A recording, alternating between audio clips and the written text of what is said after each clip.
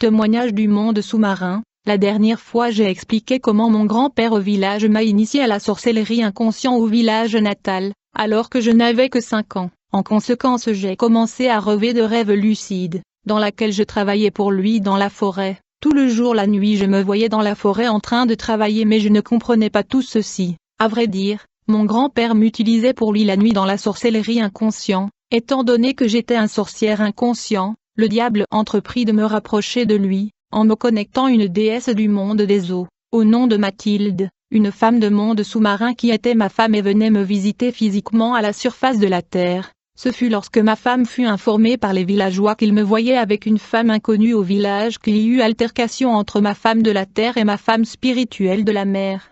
La sirène Mathilde qui fut ce jour-là agressée physiquement par ma femme terrestre était vexée. Finalement elle maudit ma femme, en conséquence ce dernier fut paralysé. Il fallait donc que je trouve un moyen de déjouer les manœuvres de la sirène du monde des eaux. C'est alors que je fus informé par le mystique qu'aucun sorcier et féticheur du village ne pouvait affronter et faire la tête à cette femme de la mer. Ainsi il fallait donc trouver une autre reine de la mer plus puissante que la sirène Mathilde, afin de déjouer ses manœuvres, car elle était obstinée à détruire ma femme qu'elle avait déjà paralysée. C'est ainsi que je suis entré en contact avec la reine Diane qui était plus puissante que la sirène Mathilde. Aussitôt que je suis entré en contact avec la sirène Diane, cette puissante déesse des eaux me transporta vers le monde inférieur sous la mer, où nous avons eu à visiter le monde de Sirène, une civilisation pré-adamique et futuriste. Après avoir visité la ville métropolitaine sous la mer, la reine des eaux Diane m'amena visiter les prisons et les dimensions de l'univers qui est sous l'eau. Nous avons visité le royaume du dieu de la musique appelé Baphomet.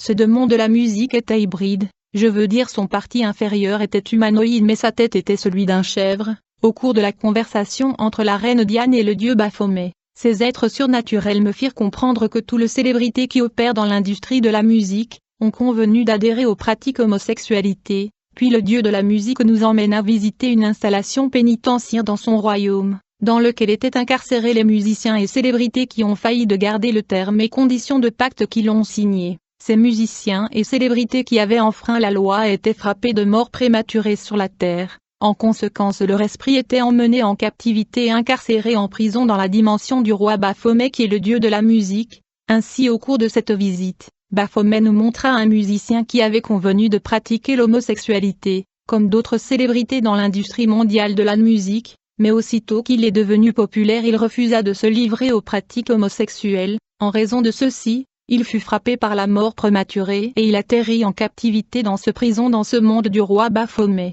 Lors de la visite dans le monde des eaux la reine Diane m'a fait comprendre que le monde des eaux travaille pour détourner les destinées des hommes sur la terre, il travaille pour capturer les étoiles des hommes naturels, il travaille pour prendre possession des chances et des budgets que Dieu a donnés aux hommes. Il faut noter que tout ce qui est à la surface de la terre peut être capturé, et tout peut être sacrifié. Bien-aimés, si vous êtes imprudent votre intelligence peut être capturée. Beaucoup des élèves qui étaient auparavant intelligents, habiles et astucieux sont devenus moins performants car leur intelligence a été volée. Beaucoup des hommes et des femmes ont perdu leur éclat, leur beauté et leur charme. Ils ont fané car leur beauté fut volée et détenue dans le monde spirituel. Beaucoup des hommes et des femmes souffrent de maladies chroniques car leurs poumons, leur cœur, leur cerveau est en détention et en captivité dans le monde sous-marin. Ainsi donc, la science médicale ne peut pas le guérir. Il y a des gens qui souffrent sur la terre car leur destinée a été déviée, détournée et reprogrammée. Ils vivent une vie qui est parallèle à la vie que Dieu leur a destinée. Ils vivent dans la médiocrité et sécheresse car leur destin et richesse sont détenus dans le monde des eaux.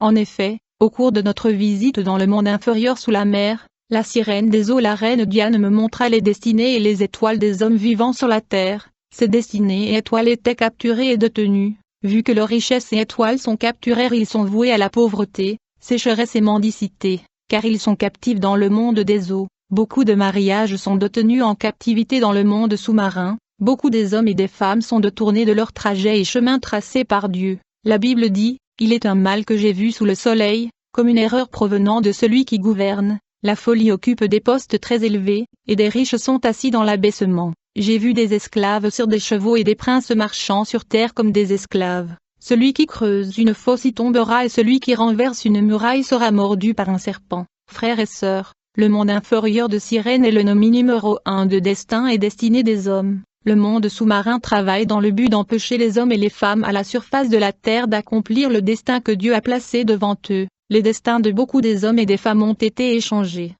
Ainsi beaucoup de gens vivent des vies qui ne sont pas les leurs. Beaucoup de gens mangent des miettes alors qu'ils sont censés manger le pain complet. Beaucoup de gens vivent des vies inassouvies. Peu de gens vivent selon la volonté et les normes de Dieu pour leur vie. Ainsi donc, le monde sous-marin est opposé au plan de Dieu pour les hommes. Il travaille pour renverser la destinée de Dieu dans nos vies. Bien-aimés, votre destinée est ce que Dieu a voulu que vous puissiez devenir dès le sein de votre mère. Votre destin est le plan original de Dieu pour votre vie avant que vous ne soyez nés sur la terre. Votre destinée est le dessein divin de Dieu avant votre création. Votre destin est votre mission sur terre. Votre destin est l'image que Dieu avait dans son esprit sur vous avant de vous créer. Dans Jérémie 1 verset 5 la Bible dit, « Avant de te former dans le sein maternel je te connaissais, avant que tu sois né je t'ai sanctifié, je t'ai ordonné prophète aux nations. Avant que tu sois né, Dieu connaissait déjà qui tu étais. Vous êtes spécialement créé pour devenir une solution au monde. Avant que Dieu vous a donné la vie, il vous a déjà choisi pour la grandeur.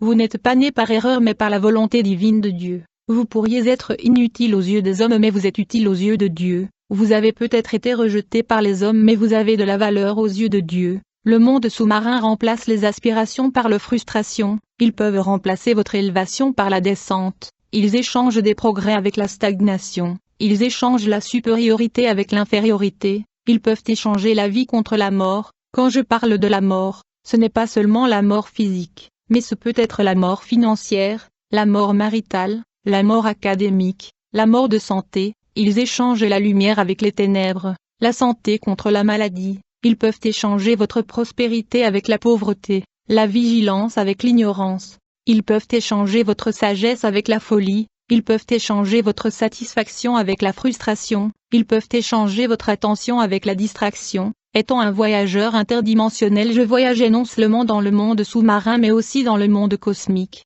Quand j'ai commencé à opérer de voyage astral dans l'espace cosmique, j'ai constaté qu'il y avait saturation et suractivité des forces de l'air et des puissances de l'espace dans le monde cosmique. En réalité, à part l'espace qui est parcouru et traversé par les avions, il y a un autre monde dans l'espace, où règne un souverain puissant dans l'espace qui gouverne le firmament et le monde souterrain. Le monde dans lequel nous vivons est investi, assiégé et colonisé par des forces du mal, qui ont bâti des avant-postes, des forteresses et des citadelles dans l'espace comme sous l'eau et dans les régions inférieures de la Terre. À tant qu'une transcendeur de l'hyperespace le deuxième ciel, je connais la puissance à l'œuvre dans le firmament. Beaucoup de chrétiens souffrent à cause des contre-mesures et des ripostes de forces de l'espace qui sont stationnées dans le deuxième ciel. Il y a une entité humanoïde puissante et géante dans le second ciel. Ce souverain dans le deuxième ciel a 10 000 démons féminins, qui sont des sirènes de l'air. À chaque fois que les chrétiens prient sur la terre, ce royaume au deuxième ciel voit des signaux à la surface de la terre. Ce signaux indique que le chrétien est en prière.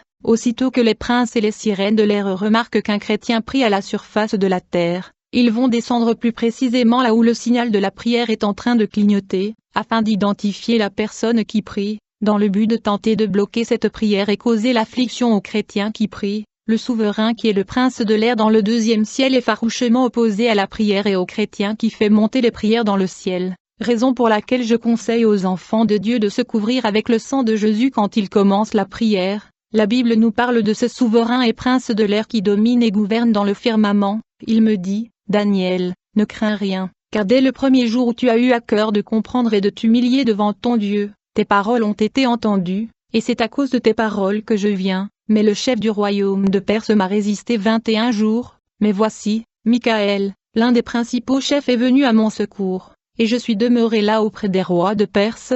En plus, il faut savoir que le monde sous-marin exporte la nourriture que nous mangeons sur la terre. Il manipule et envoûte également la nourriture que nous mangeons sur la terre, dans le but d'affaiblir les chrétiens dans la prière, causer la lourdeur dans la lecture de la parole de Dieu. Aucune pierre n'est laissée intacte, même l'air que nous respirons est utilisé comme canal de manipulation par le monde de Satan. À combien plus fort raison la nourriture que nous mangeons, quand nous nous réveillons, nous devons nous couvrir du sang de Jésus-Christ. J'étais un esclave au service du diable pendant 20 ans. Je me déplaçais toujours ici et là pour causer les destructions, je ne restais jamais longtemps ou plus d'un dans un endroit, j'étais toujours en mouvement, aucun de membres de ma famille ou amis savait ma destination. Puis la sirène Diane m'a emmené vers mon bureau, où il y avait une machine de surveillance du monde. je pouvais voir ce qui se passait sur toute la terre, dans mon pays, ma ville et mon village. Je pouvais aussi voir des gens entrer et sortir du monde sous-marin, et je pouvais également voir ce qui se passait dans le monde sous-marin. Dans notre association de médecins traditionnels,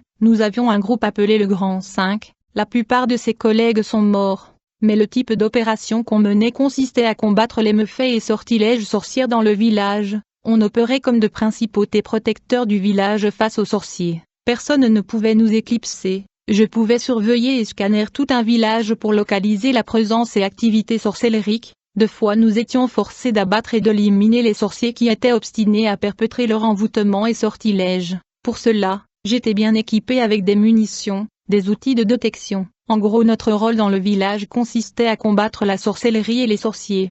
On opérait en réalité comme de police astrale, ma repentance, alors qu'on opérait au Cameroun comme de principauté. On pouvait voir un homme de Dieu nigérian qui était actif spirituellement au Cameroun. Pourtant cet homme de Dieu n'était pas physiquement au Cameroun, mais cependant il était spirituellement actif au Cameroun, et il traînait de foule. Nous étions étonnés par tout ceci. Par conséquent, nous avions décidé de prendre des mesures préventives, pour empêcher cet homme de Dieu d'entrer au pays. On voyait dans le futur proche ce missionnaire arriver et prêchait la bonne nouvelle de l'Évangile. Il distribuait de l'eau du fleuve de trône de Dieu aux populations du Cameroun. Il administrait même aux gens qui viennent à l'église des traitements. Nous avons été surpris et on se demandait qui est cet homme. Ainsi nous avons décidé de l'empêcher de venir au Cameroun. Nous avons commencé à déployer les logistiques dans les 4 coins du Cameroun afin de l'arrêter. J'ai été envoyé dans la montagne pour mettre en place de pièges contre son avion. Après cela nous étions rassurés qu'il n'entrera pas. Mais à notre grand étonnement,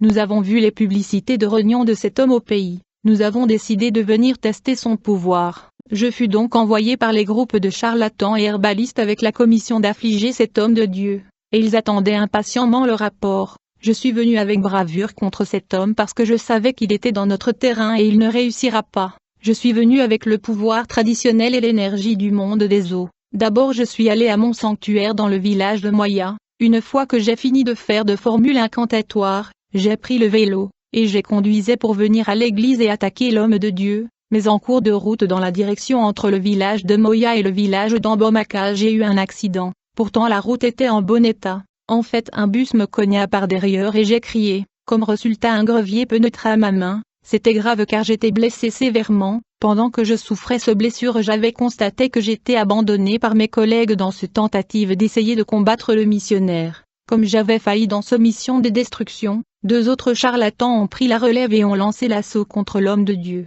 Mais ils moururent tous les 2, ils n'ont pas reçu la grâce qui m'a été accordée. Depuis lors je n'ai plus jamais été en contact avec eux, car après mon échec j'essayais de me remettre de la blessure, j'ai décidé de laisser derrière tout ceci. Je voulais la promotion dans le monde des esprits. Alors je me suis dit je dois me concentrer sur la mission de la reine Diane contre le pasteur. Je suis allé sous l'eau et j'ai dit à Diane que je suis prêt à m'asseoir sur mon trône. La sirène Diane m'a instruit de lui offrir cet homme de Dieu en sacrifice humain. Elle me dit, si tu peux réussir dans cette mission tu seras intronisé et couronné comme souverain dans le monde des eaux. Et puis elle me donna une baguette magique qui contenait une forte puissance de magnétisme et de manipulation. À l'intérieur de la baguette magique il y avait beaucoup de puissances différentes, comme la séduction, la destruction, la manipulation. Elle me dit, si vous réussissez dans cette mission, vous serez couronné dans un trône plus élevé. La sirène me dit, je vous donnais 21 jours pour effectuer cette mission contre les églises et les pasteurs. Quand j'ai commencé cette mission contre les hommes de Dieu j'ai dû voyager au village parce que j'ai présumé que le pasteur dans la ville était puissant.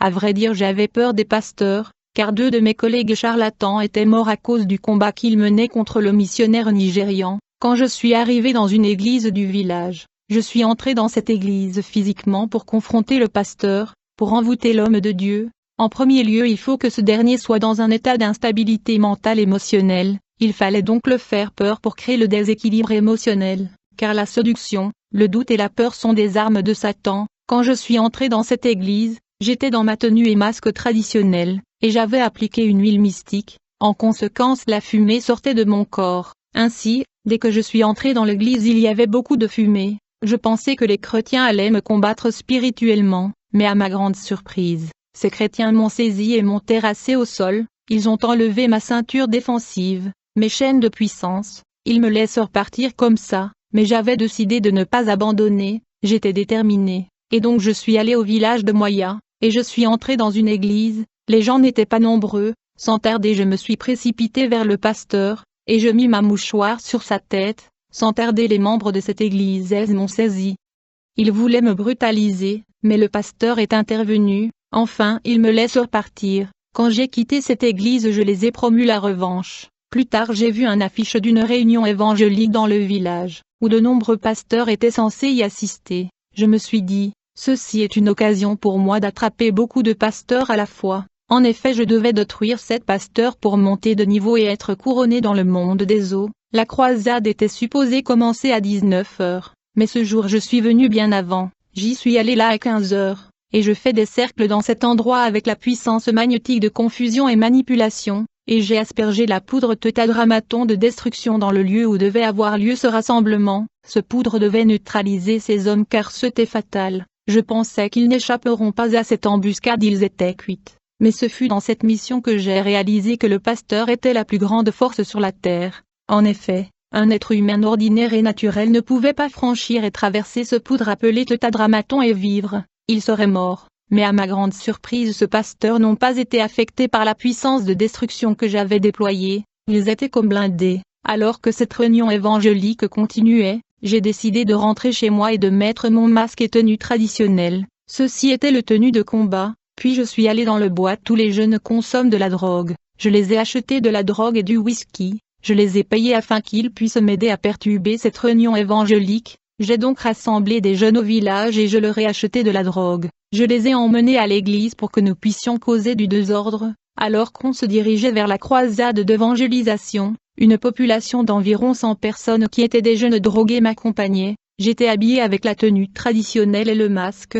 J'avais mis un produit mystique sur moi. En conséquence je faisais sortir de la fumée dans mon corps. Dans la rue les gens avaient peur de moi et laissaient un grand passage ouvert. Je me disais, ces pasteurs auront peur dès qu'ils me verront et j'étais confiant, mais quand je suis arrivé, ils ont pris l'autorité sur moi au nom de Jésus-Christ. En raison de ceci j'étais écroulé au sol, c'était le chèque. Ils ont enlevé les masques que je portais et les habits traditionnels. Dans le monde sous-marin la reine Diane regardait cette opération dans un écran géant, et avait pris note de mon échec. Après cet échec j'ai immédiatement voyagé vers le monde sous-marin. Aussitôt que je suis arrivé la déesse Diane m'a accueilli chez elle pour discuter sur la défaite que je viens d'enregistrer et ce qu'il faut faire à la suite. Dans cette conversation la grande dame des eaux me demanda de changer de stratégie, parce que j'avais échoué et je ne pouvais pas être couronné et intronisé. Elle me dit, je dois vous donner d'autres stratégies car nous devons changer les méthodes. Elle me dit, tu ne vas plus attaquer le pasteur mais plutôt leur femme et leurs enfants. Puis la sirène me donna d'autres poudres de manipulation et magnétisme.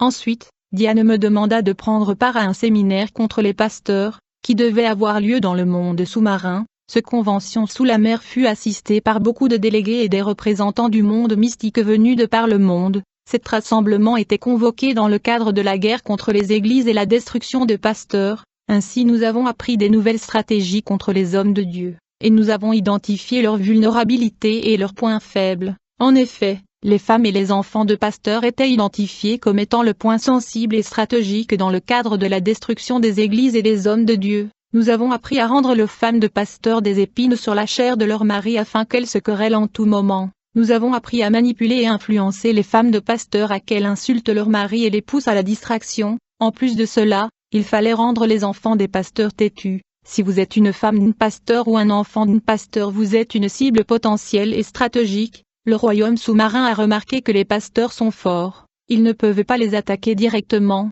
donc ils ont pris leurs femmes et leurs enfants comme cible. Afin de les avoir, ils donnent aux femmes et enfants des pasteurs des esprits d'entêtement, obstination et des rébellions. Ceci était supposé rendre le pasteur faible.